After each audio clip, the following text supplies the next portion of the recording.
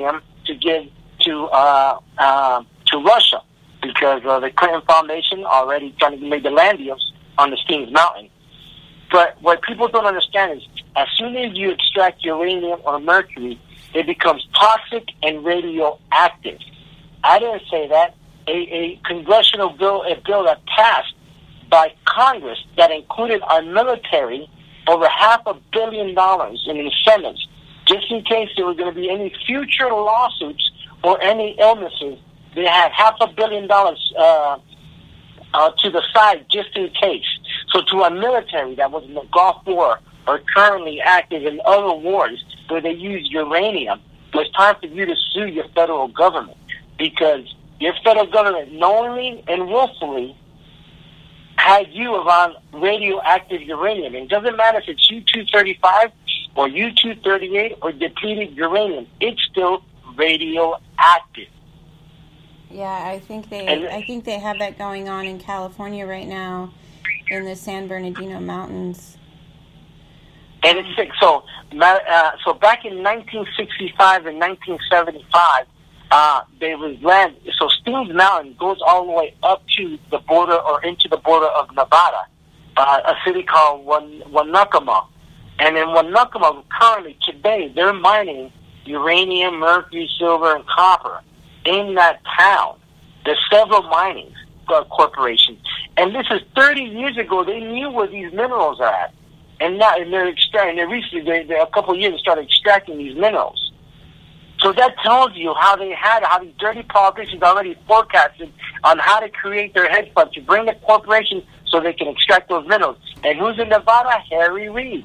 And matter of fact, Harry Reid was with Bill Clinton on the Steens Mountain Act, because Steens Mountain runs from Oregon and into Nevada. And that's what you get. Go ahead.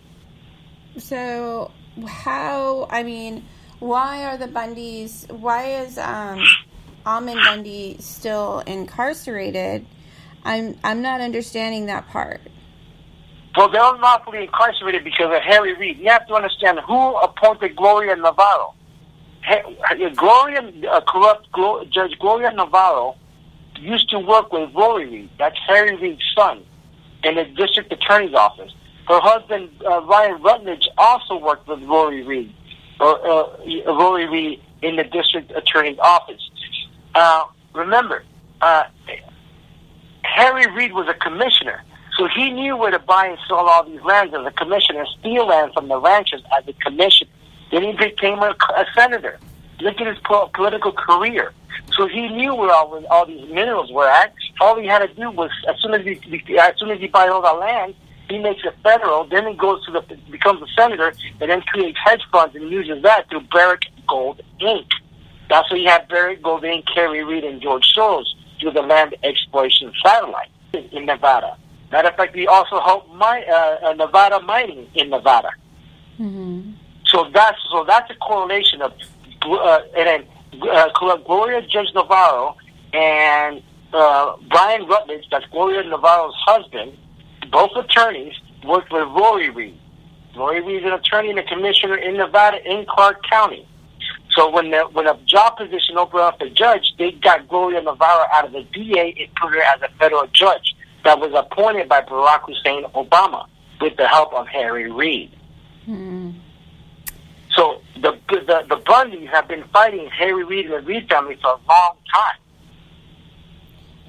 And you found all of these clauses and laws. Now, are you actively advocating for the Bundys?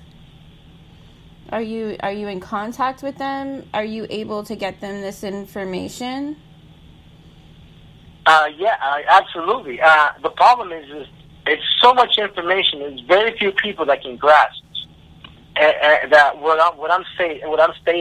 And like I always say, everywhere I go, don't take my word for it. Research it, and you can everybody can call me. I'm not hard to find. Call me, and I'll show you where the documents are at, where all the information's at with regards to the minerals and who's behind it, what corporation, what hedge fund, what earmark, content, contributions, you have these GI reports, and I know you have all this information. And we had discussed that you were going to be working on a PowerPoint presentation. Correct, and that's still going on as we speak. It's just so many documents to go through, which is why I flew into Arizona, and we've been working on it. But it's just so much information, and we're trying to make it condense it so that the average American person can see the correlation of all these criminals and how they are appointed in their respective positions. It's just like chess. You have your bishop, you have your king, you have your knight, and you have to put all your players in the prospective position in order for you to win. And let's say they want your house. Well, I gotta buy the sheriff. I gotta buy the DA. I have to buy the commissioner, and I have to and at the same time, I have to buy the corporation. So all these things have to come together for me to steal your land. And to know that there's minerals, valuable minerals underneath your soil. And that's what's happening. And the Hammonds are the prime example. But not just the Hammonds, you got the Bundys, you got Joe Robinson, that's unlawfully incarcerated, a 22-year-old Vietnam vet. I mean, how can they continue? I am just beside myself because I don't understand. I know that... I'm just curious how they can continue to keep them incarcerated, because we know it's unlawful, but how are they? Why are they continuing to keep them incarcerated? Well, to steal the land. At the end of the day, they want to break them. One way, shape, or form, they want to break them. That's the purpose behind this. They want to break every individual. If they don't break you down, and force you to sell your lands, well, they'll keep you there until you die, and eventually that's what they want. I mean, how many people can go to jail? I mean, look at the Hammonds, Dwight Hammond, and he's 70 years old, 77 years old. I think Joe Robinson almost the same age. Put him there for 5 years. I mean, to rot. I mean, and they didn't do anything. That's the most sickening thing. They haven't done it. They haven't done anything unlawful. Criminals like Harry Reid, Barack Hussein Obama, George Soros, Jeff Murphy, Ron Wyden, Stephen E. Grassi, Greg Walden, Ted Ferrioli can steal land from the American people. And they walk around free. They commit and they walk treason. Around. Yes, they can commit treason on the American people. And they walk around free. Well, exactly. I'm hoping that you get this PowerPoint done. And, I always say to everybody fighting this behemoth in the Porthole to Justice, keep it simple, stupid. But I'm looking forward to the PowerPoint, and I hope you post it in the Porthole to Justice. I will.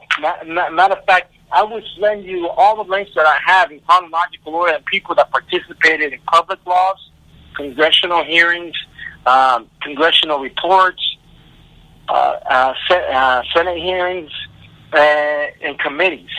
I'll be more than happy to send you that. The only thing I'll ask you is to hold back until everything comes out. But if you want to review all the information, it's there for you to review, and then you can tell your I want to wait for the PowerPoint. I want to actually wait for the PowerPoint presentation because it is so much information. In fact, I think when you were out and visiting me in LA, you had left me so much information, and it's hard to go over everything. That's why I appreciate you touching base with, doing the show and touching base with us and sharing with us what's going on. I mean, I thank you. I thank you and your audience, the opportunity to come here and educate them, but mostly educate the ranchers. Every rancher needs to listen to this conversation. Every Native American needs to listen to this conversation. Any person that lives around or near a national forest needs to listen to this conversation. Matter of fact, let me bring a point up. There's a public law where it says that the federal government worries more about the federal land than private property. And if a fire was to break out, all the firefighters were to emphasize on stopping the fire on federal land rather than private property. I didn't say that. That's what the public law bill stated. And actually, I posted some of them on my Facebook when I was doing the live stream. Mm-hmm. I put those links so every American person can read it, and they can read it for themselves and start saying, "What the hell is going on? Who is actually Congress representing? Are they not representing us? And if they're not representing us, then who are they representing?" Exactly, and you know, it's heating up. It really is, because this situation that I'm fighting with the parents regarding them taking the children, you know, the government isn't stepping in. They're not responding. They're not responding to written complaints, sworn affidavits, submission of documentation. You know, the FBI is not responding to kidnapping claims by the state. I mean, they're basically just shutting everybody down, and they're trafficking the children, and they're doing. It sounds to me like they're doing the same thing with the land. And you're absolutely correct, 100% correct.